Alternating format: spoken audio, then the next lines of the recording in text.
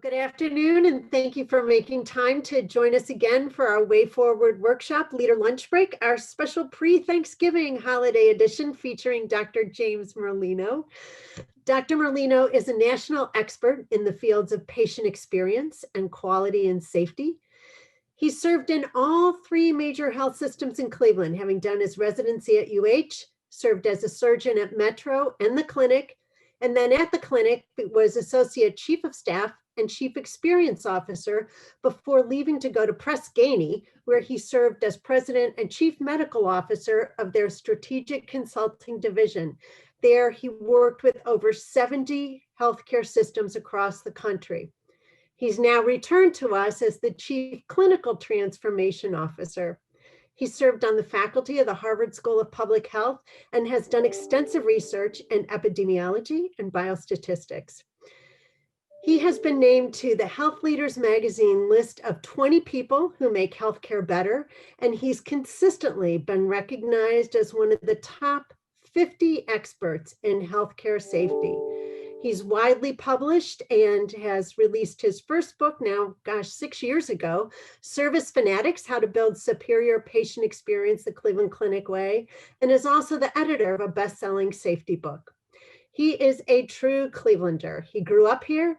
He went to school here at Tri-C, at Cleveland State, graduated from Baldwin Wallace, went to medical school at Case Western Reserve University. And even when he was working at Press Ganey, he maintained his residency here. He has been an active voice in safety at the time of COVID, as the clinic has advised over 80 companies in how to return to work safely, primarily in the airline, travel, and restaurant industries. And he is a proud member of Leadership Cleveland Class of 2012. And with that, welcome, Dr. Merlino. Thank you for the kind introduction, Marianne. I very much appreciate it. You forgot to mention it was the best class was 2012, but I'll just put that out there. So it's an honor for me to be speaking to you today. I looked at the roster of people that signed up, and I'm humbled by the people from across Northeast Ohio that are listening in. So thank you for the opportunity. I was asked to talk about how to stay safe during the holidays. And I'm going to expand that a little bit around just how to stay safe in general during this new normal of living with COVID. I want to break it up into 3 areas of quick comments, and then I really want to open it up to questions because I find that's the best for people to engage, to really learn new information.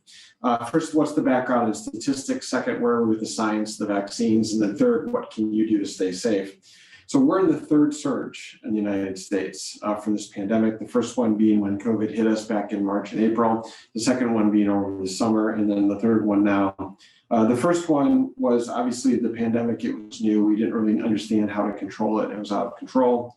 The second surge came in the summer when most organizations and states reopened. And then the third one's coming as a result of schools, more social gatherings, churches, home events, parties, and things like that. Every country right now is a hotspot. Before we had pockets of hot disease activity, essentially now everywhere in the United States is a hotspot. In Ohio, we're averaging 7,000 new infections every single day. That compares to over the summer, we were averaging 1,500 a day at the highest point and 855 per day when the surge began, when the pandemic began in March. So you can see the significant increase in disease activity. And that is not just testing.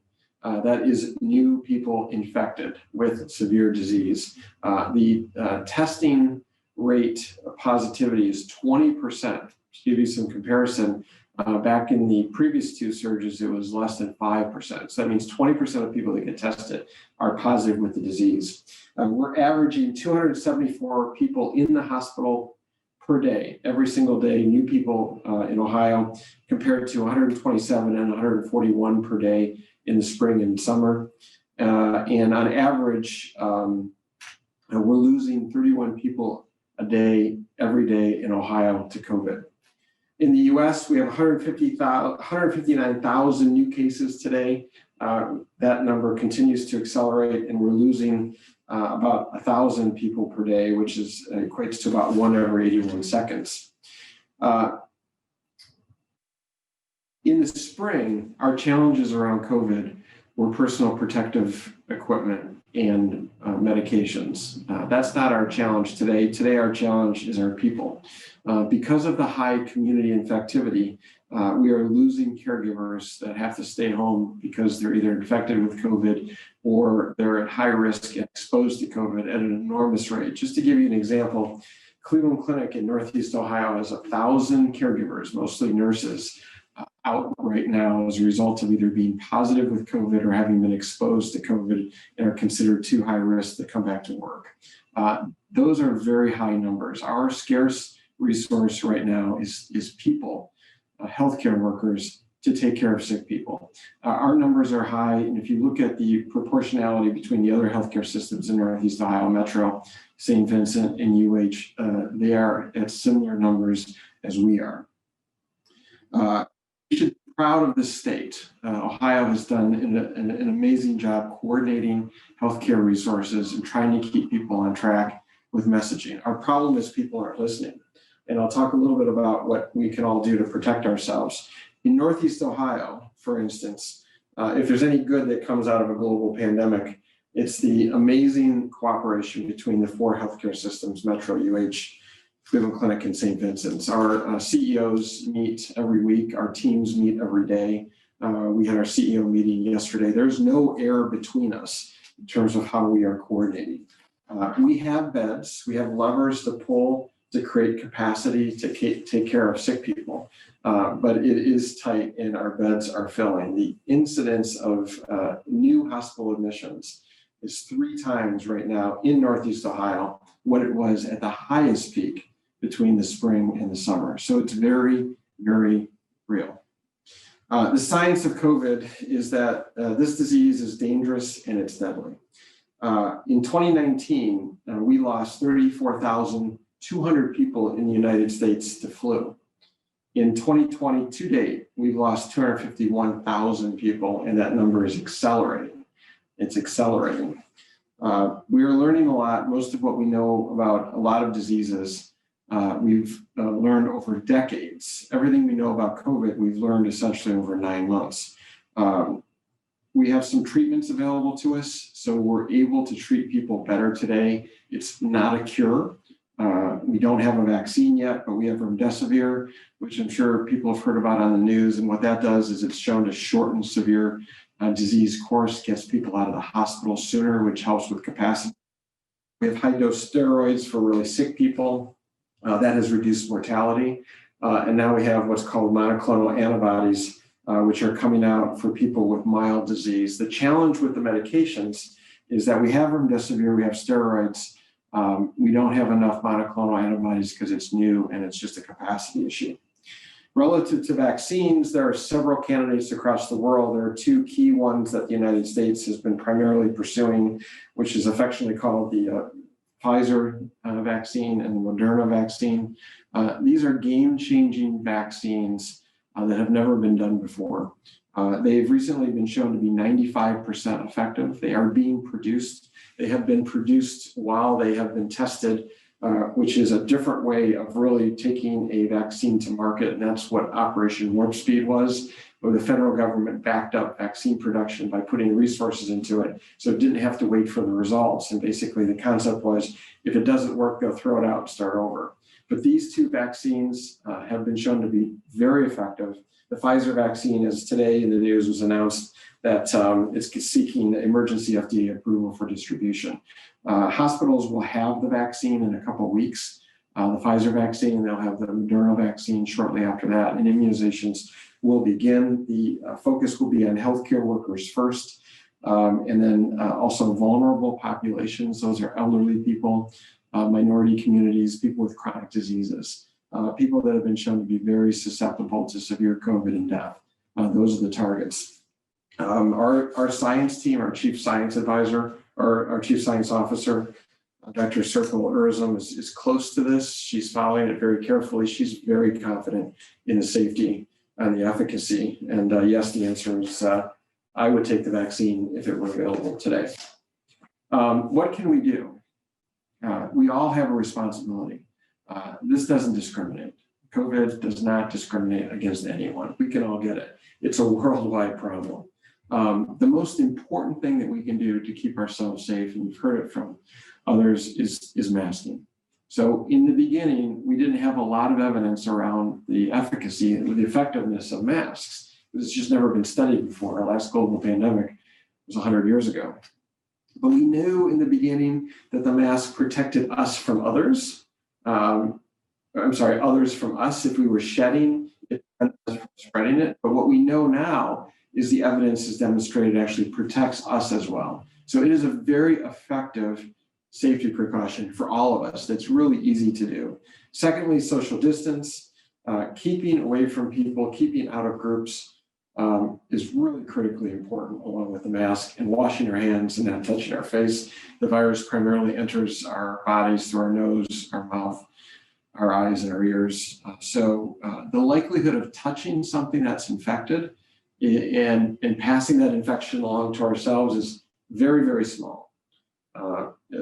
Very, very small, but nevertheless, it's an important precaution that we can all take. The most important mode of transmission is breathing it, whether we cough or whether we sneeze, if we're infected and we're shedding, or we're just spewing viral particles because we're infected and we're breathing. That's why masking is so very important. Relative to the holidays, it's a tough time. So this has been a tough year for people because of the fact that we are social people and we like to interact. And the holidays make that worse, but we have to be vigilant. My mother is 88 years old. My wife's parents are in their 70s. We're not having Thanksgiving. We're just not, because it's too much of a risk. And I think we have to push through. We are on the cusp of turning the corner on this because of these vaccines. And by mid next year, a significant portion of the population will be vaccinated and we'll be on the road to recovery. If you follow CDC or Dr. Fauci, he said it the other day, we will turn the corner on this, and we're very close with these vaccines. There's no reason why people need to get sick and die when we're around the corner from having something that is an effective prevention of this terrible disease. So I'm sorry for the bad news, but that's the update, and it is what we can do to keep ourselves safe as we approach the holidays and the winter and the end of the year. So with that, am more than happy to answer your questions, if I can. Dr. Merlino, thank you so much for sharing the information and kind of where we are right now. And I think recently we've heard a lot about instead of a shutdown, a slowdown. So what does that look like versus going into a lockdown again? Well, a lockdown was really, I think, a reaction, an appropriate reaction, because we didn't know what we were dealing with. This came at us very fast, and it was highly infectious, and we had no treatments for it, and it was deadly. I mean, our mortality, people who died from this disease, is when it first came out was 10%, 10 to 15%, depending on what study you look at. Now it's about 2%. It's still very deadly, but when it first came out, we had no idea what we're dealing with. So we needed to take drastic action to control it. And by the way, we did control it. States that shut down, Ohio is a great example. The number of infections just dramatically decreased. The approach that the governor is taking now, is taking advice of healthcare experts across the state who are tightly coordinated on this, is that if people are smart and they wear a mask and they avoid large crowds or audiences, we can prevent the spread. We don't need to close everything down. That's what we've learned over the last 9 months. And the message here is, we have to pull the levers that we know are driving the infections. And that's bars, it's gatherings of people, 10 people in a home, it's churches, it's anywhere where people are congregating. That's where the disease spreads. If we're careful and we wear a mask, if people social distance, we can do this without shutting anything down. We've proven it, but we're not being careful, and that's the problem. So that's the difference between a shutdown and a slowdown or a pause, is to get people to pay attention, stay away from what we know is causing the disease or where the disease is spreading. So we know that there are two vaccines that are in the works. What are the differences between the vaccines, and how will it be decided which gets produced? Will both be produced? What does that look like? There are a variety of vaccines that are being produced and tested. The two that are the front runners, the Pfizer vaccine and the Moderna vaccine, are what's called messenger RNA vaccines. They've never been produced like this before. What that means is the virus is an RNA virus, and they've been able to harvest off a piece of the RNA that produces the antibody response in the body that causes us to build up immunity. So what they've been able to do is take that RNA, just the piece that causes the antibody response, and put it into cells that causes the body to stimulate an immune reaction without giving us the disease. That's why it's safe, is because the only genetic material that's used to vaccinate us is the piece that causes us to respond from an immunology standpoint. Other vaccines, historically and also with COVID, are either deactivated virus, so they radiate the virus, it's not as strong, it goes into the body and it causes an immune response. It can still cause COVID, but can also generate an antibody response. Another way is to take the COVID virus, attach it to another virus called adenovirus, and insert that in the body to cause an immune response. Very typical way of making vaccines. All of those are in production, but those are traditional vaccine developments that carry much more risk than the two messenger RNA vaccines. So the two that are being produced that have the best hope are different technology, much safer technology. And that's why it's very exciting, because we can produce vaccines very quickly.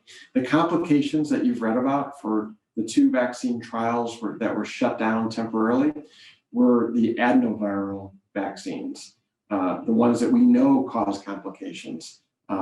The Moderna vaccine and the Pfizer vaccine did not have any shutdown as a result of any safety violations. And each trial had over 30,000 people across the United States and Europe in them. And so in thinking about vaccine distribution, when do you anticipate widespread access? Do you think that the distribution system's already in place? And how do we approach those who may not want to get vaccinated?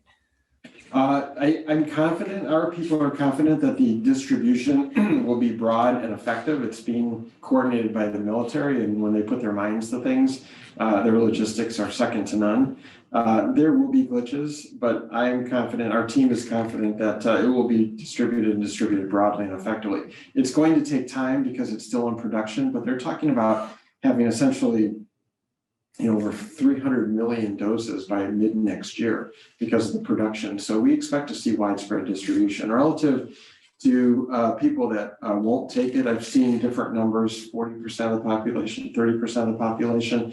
I think the way we have to fight that is just to be very intentional with education and demonstrate to people that it's safe, it's the right thing to do, and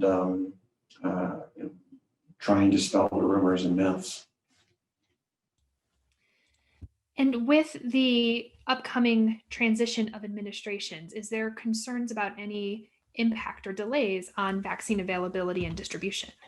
I think, and I don't have any inside information to this, but I have to believe that if anything, it will be accelerated, although admittedly, based on everything we've seen and know, the military is and they're responsible for distributing this, and the logistics around it is moving very quickly. So you mentioned kind of some myths around COVID. Can you share what are some of the biggest misperceptions that you've heard that you want to make sure people are very aware of around this disease and transmission? It's not the flu. It's very different than the flu. It's highly infectious. So what that means is that an infected person on average infects 2 to 3 other people, versus flu, they infect 1 person. So it's highly infectious. It's very dangerous. The mortality rate is about 4 times the flu. So it kills people. It can be prevented by simple measures. The mask does work. It's not a political statement. It prevents transmission. We can look at healthcare experience in our organization, as well as The other hospitals in Northeast Ohio, again, were tightly coordinated. Our healthcare workers that have COVID have it from community infectivity. They don't have it from taking care of COVID patients. If you examine nurses, for instance, who are in the intensive care units that only have very sick COVID patients on ventilators, they are not getting infected with COVID because of the personal protective equipment. The masks protect them. This is community spread, and masks can protect you. So those are some of the myths that we hear. So you have also consulted around travel. How safe is travel, and what type of travel might be the safest? I think travel is generally safe. We're working with United Airlines. United Airlines was the first domestic airline to require and enforce masking because of our recommendations, which we're very proud of. Now all the airlines are doing it. I have traveled during the pandemic on planes with masks. I think it's very safe. Wearing a mask will protect you. United and the Defense Intelligence Agency did a study that was published a month and a half ago that looked at airflow and particle transmission on planes. The likelihood of getting a viral infection on a plane with a mask is nearly zero. So I think it's very safe. I think relative to other types of travel, it's the same rule, right? Wearing a mask, not touching your face, keeping your hands clean. You can protect yourself while traveling. In our times of social media and so many various news sources where people can get information, how do we filter through and find the best source for information on COVID and how to protect ourselves? I think sticking to the mainstream healthcare organization sites is really important. All the major health organizations have information on their websites. We're all pretty tightly coordinated around the country relative to the information that we're putting out there. So I think sticking to healthcare organizations is probably the safest bet.